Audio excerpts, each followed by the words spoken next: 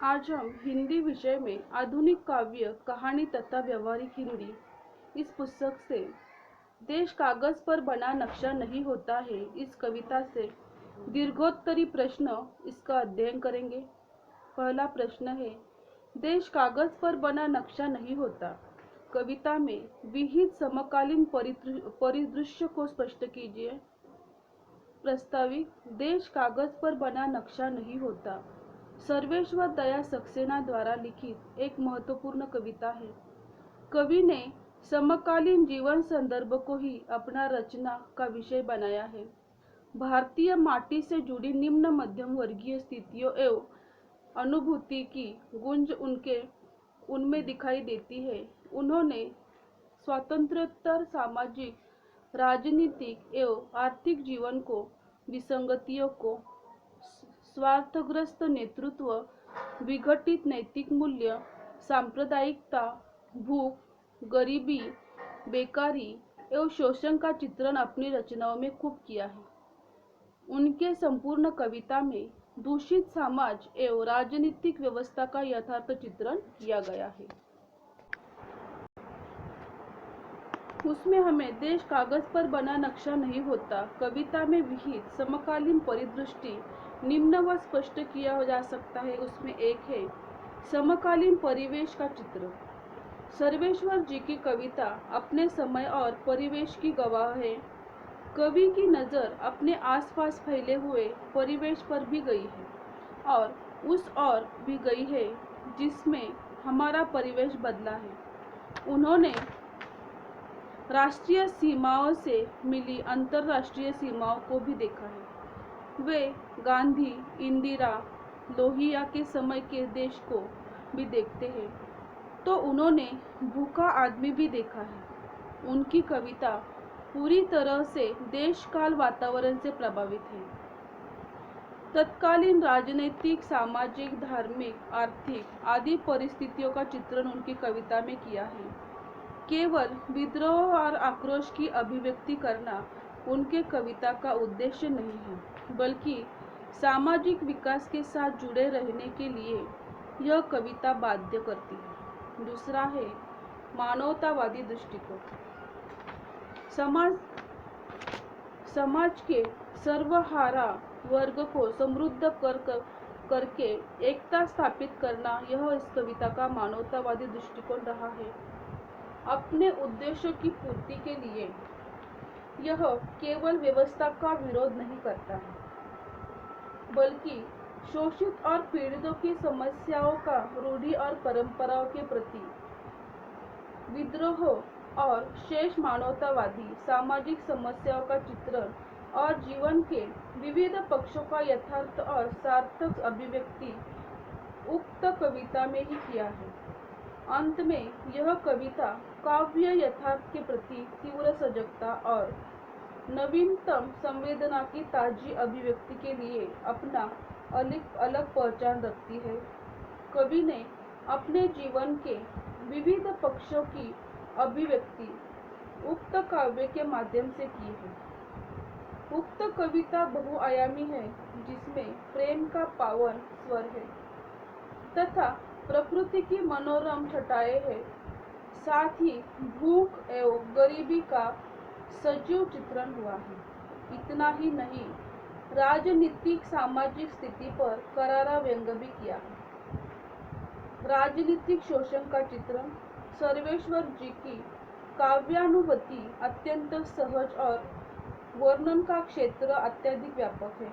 कवि ने अपनी कविता के माध्यम से राजनीतिक शोषण पर कड़ा सा व्यंग किया है। आधुनिक युग में गांधी जी के अहिंसक का सिद्धांत केवल मात्र एक तरह का नाम मात्र रह गया है, क्योंकि इस पूंजीवादी के सिद्धांत को बदलते हुए इस संदर्भ में कविता लिखी गई है या कवि का कहना है, इस नदी में न जाने कितनी बार बाढ़ आई है, रंगों में खून खौला है, पर हर बार अंगीठियों से तमतमाए चेहरों पर रोटियां ही सेंकी गई। कवि ने अपनी कविता में देश की स्थिति का चित्रण किया है।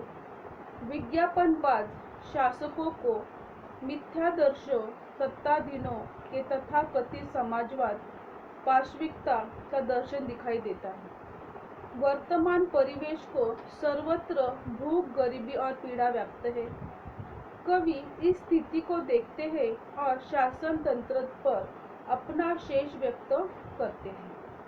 4 है वर्तमान समाज की दारुण यथार्थ का चित्रण। देश में पूंजीवादी, सामंती और साम्राज्यवादी शक्ति निष्ठुर है, क्रूरता से गरीबों पर अत्याचार कर लेती है।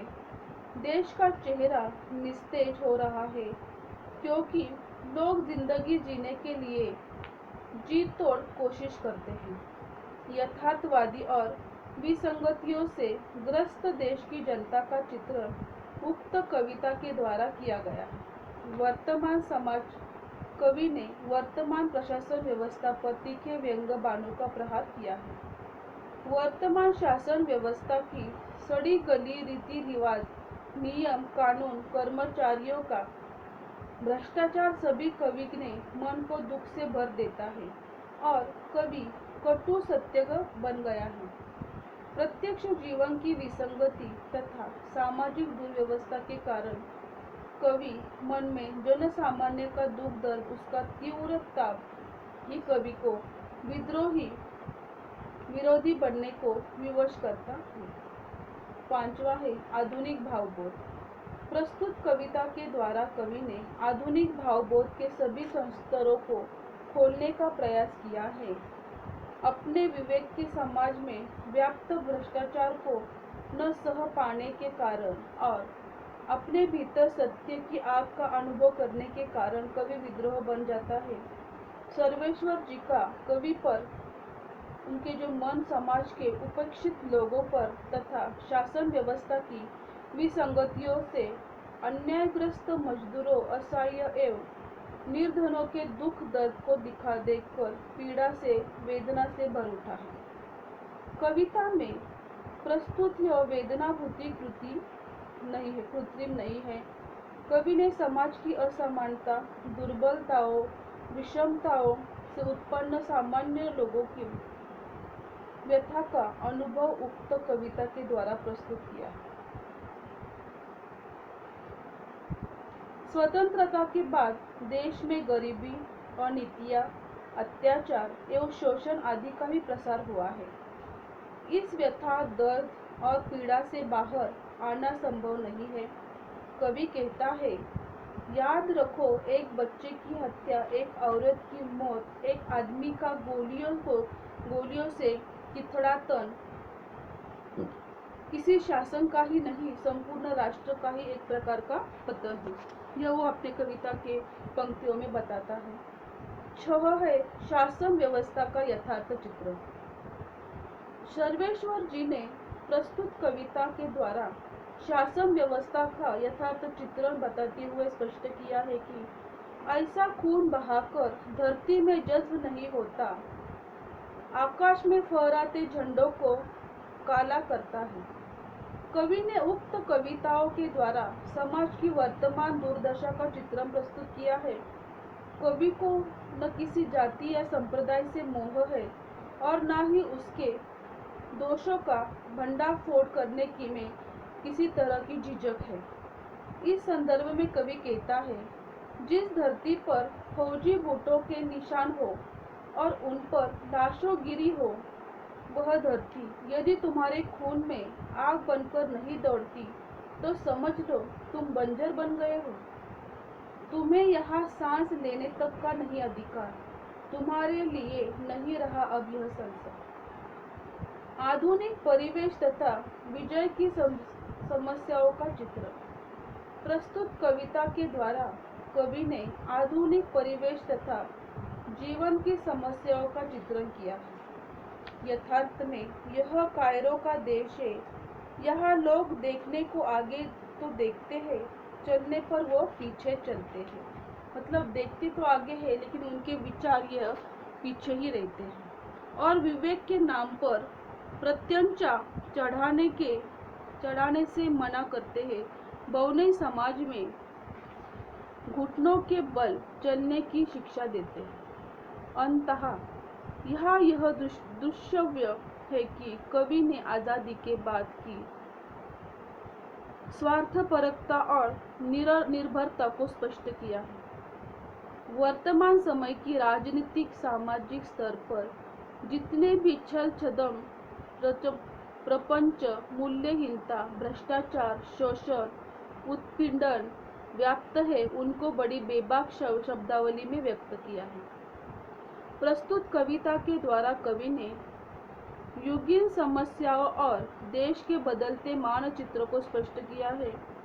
कवि ने युद्ध, राजनीतिक, लोकतंत्र, संसद व्यवस्था और गरीबी एवं बेरोजगारी, इन सभी को उक्त कविता के द्वारा स्पष्ट किया है। प्रस्तुत कविता में समाज के उपेक्षित लोग तथा शासन व्यवस्था की विसंगतियों में अन्यायग्रस्त मजदूरों, असहाय एवं निर्धनों के दुख दर्द को व्यक्त किया है। इसका निष्कर्ष आएगा। इस प्रयुक्त विवेचन के आधार पर निष्कर्ष में हमें यह मिलता है सीख कि देश कागज पर बना नक्शा नहीं होता। कविता के द्वारा कवि ने समकालीन परिदृष्टि को उजागर किया है। इस तरह से हम प्रश्न दूसरा भी पढ़ेंगे। देश कागज पर बना नक्शा नहीं होता, कविता का भावार्थ स्पष्ट कीजिए। उत्तर है, देश कागज पर बना नक्शा नहीं होता कविता सर्वेश्वर दया सक्सेना द्वारा लिखित एक महत्वपूर्ण कविता है, जिसमें कवि ने युगीन राजनीति का वास्तव चित्रण अंकित किया है। सर्वेश्वर जी अपने जीवन में किसी राजनीतिक मतवाद से नहीं जुड़े। उनकी अपनी सामाजिक मान्यता थी, जिनसे उन्होंने कोई समझौता नहीं किया। वे विद्रोही व्यक्तित्व के साहित्यिक थे और यही से बीज उनमें बचपन से ही पड़ गए थे। उनका यह विद्रोह वर्तमान व्यवस्था में विविध मौका परस्ती को देखकर पनपता रहता है। वे साहित्य के सभी विधाओं में प्रयोगों को हिमायत करते हैं। उनकी कविता में सामाजिक, आर्थिक और राजनीतिक ढांचे में परिवर्तन के लिए विद्रोह की हिमायती रहती है। उनकी कविता में सामाजिक, आर्थिक और राजनीतिक ढांचे में परिवर्तन के लिए विद्रोह है। प्रस्तुत कविता के द्वारा सर्वेश्वर जी ने सामाजिक व्यवस्था के प्रति आक्रोश प्रकट करते हुए लोकतंत्र और राजतंत्र की व्यवस्थाओं पर भी चोट करते हैं, जहां मानवीय अस्मिता अन्याय और शोषण का शिकार हुई है। देश कागज पर बना नक्शा नहीं होता। इस कविता का भावार्थ, देश कागज पर बना नक्शा नहीं होता, इसका भावार्थ हम स्पष्ट करेंगे। कुंठाग्रस्त मानो, यदि तुम्हें घर के एक कमरे में आग लगाई है, तो क्या तुम दूसरे कमरे में सो सकते हो? इस प्रश्न का कवि ने मानव की कुंठाग्रस्त मनस्थिति का चित्रण किया है, क्योंकि आज मानव इतना बेबस हो गया है कि अपनी बेबसी को व्यक्त भी कर नहीं पाता। अंततः एक अनाकर्षक और बेसुरी ध्वनि उत्पन्न करके भी न तो किसी को चेतावनी दे पाता है और न ही किसी को अपनी ओर आकर्षित कर सकता है।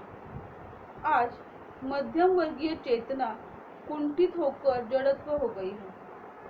वह बहुत कुछ कहना चाहती भी है, लेकिन अभिव्यक्त दे पाने में असमर्थ है। 2. लोगों की मानसिकता पर करारा व्यंग प्रहार।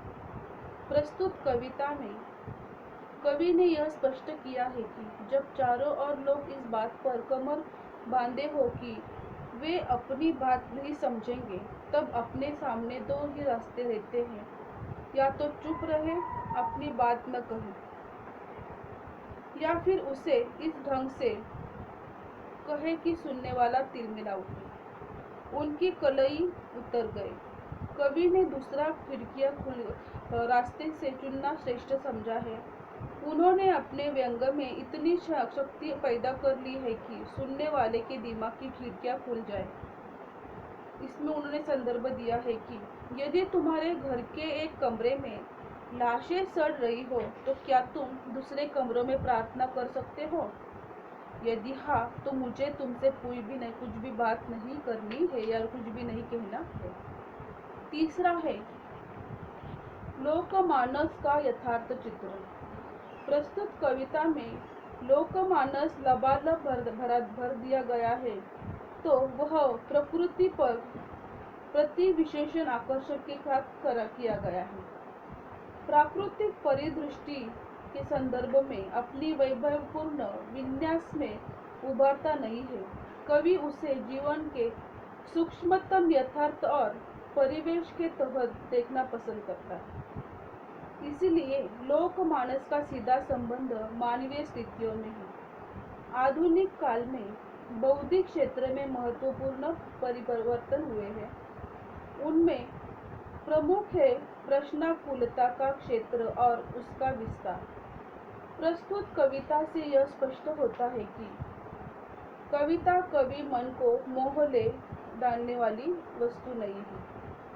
उक्त कविता का यथार्थ प्रकृति के साथ का एक ऐसा विलयन है जिसमें जीवन यथार्थ का ऐसा तक का ताज संदर्भ है जो इतना सहज और तल्लीन है। आधुनिक युग में मानव अपने वातावरण पर बहुत सारे आघात पहुंचाता है। इसी संदर्भ में परिस्थितियों पर आधारित एक विचारधारा का विकास होता हुआ हमें दिखाई देता है। चौथा है वर्तमान व्यवस्था का वास्तविक चित्रण। सर्वेश्वर जी ने गहरी राजनीति समझी है। प्रजातंत्र में हो रहे भ्रष्टाचार, भ्रष्ट राजनीति तथा राजनेताओं में से जन विरोधी दूसरे चित्र में सर्वेश्वर जी ने बड़े कड़े शब्दों में अपने काव्य में चित्रित किए हैं। वर्तमान व्यवस्था बिल्कुल चरमरा गई है। इसी सत्ता व्यवस्था में साधारण व्यक्ति असहाय निरीह जीवन जीने में अभिशाप्त है। राजनेताओं ने प्रजातंत्र में अपने नैतिक मूल्य का परित्याग करके अवसरवादियों और भ्रष्टाचारी काम किया है। कविता को सामान्य उत्तरदायित्व के रूप में स्वीकार करना यह कवि का सबसे बड़ा जागरूक होकर समाज का बदलाव वह चाहता है कि समाज में इस तरह यहाँ कवि ने मार्क्सवादी विचारधारा में आग्रह किया है। वर्तमान है उनको बड़ी बेबाक शब्दावली में व्यंग के माध्यम से व्यक्त किया है। अंततः आजादी के बाद स्वार्थपरता और निर्ममता के बाद सर्वेश्वर जी ने काव्य का विषय रहा है।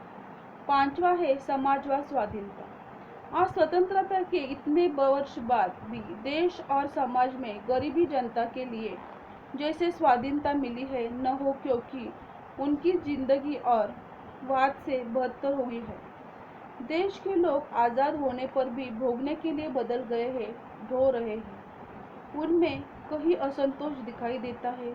इस असंतोष के विरुद्ध क्रांति भी होती है, तो सत्ताधारी लोग उनके कुछ लोगों द्वारा समाप्त कर दी जाती है। इस संदर्भ में सर्वेश्वर जी लिखते हैं, रंगों में खून खौला है, पर हर बार अंगीठियों से तमतमाए चेहरों पर रोटियां ही सेकी गई है।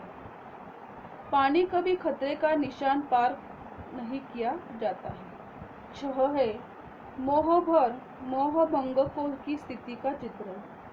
सर्वेश्वर जी ने अपने कविता में राजनीतिक विसंगतियों के तीखे स्वर को व्यक्त किया है। उन्होंने अपनी कविता में तत्कालीन देश की अव्यवस्था, प्रशासन की विफलता, विविध योजनाओं की विफलता सिद्ध हो चुकी थी। सन 1960 के बाद में मोहभंग को सर्वेश्वर जी ने अपनी कविता में चित्रित किया है। इस संदर्भ में वे कहते हैं, ढोल की लय धीमी होती जा रही है, धीरे धीरे एक क्रांति यात्रा शव यात्रा में बदल रही है, संदाद फैल रही है, नक्शे पर देश के और आंखों में प्यार के सीमांत धुंधले पड़ते जा रहे हैं और हम चूहों से देख रहे हैं सर्वेश्वर जी कविता में कहते हैं कि मेरे दोस्तों, मैं उस देश का क्या करूं जो धीरे धीरे खाली होता जा रहा है। मेरे दोस्तों, धीरे धीरे कुछ नहीं होता, सिर्फ मौत ही होती है। इस तरह से कवि ने अपने कविता का इस प्रश्न में देश कागज पर बना नक्शा नहीं होता है, इस प्रश्न में उसका भावार्थ समझाने की कोशिश की है। भावार्थ का जो 7वां भाग है, जो 7वां जो पॉइंट है, वो हम अगले सेशन में पढ़ेंगे और उसका अध्ययन करेंगे। धन्यवाद।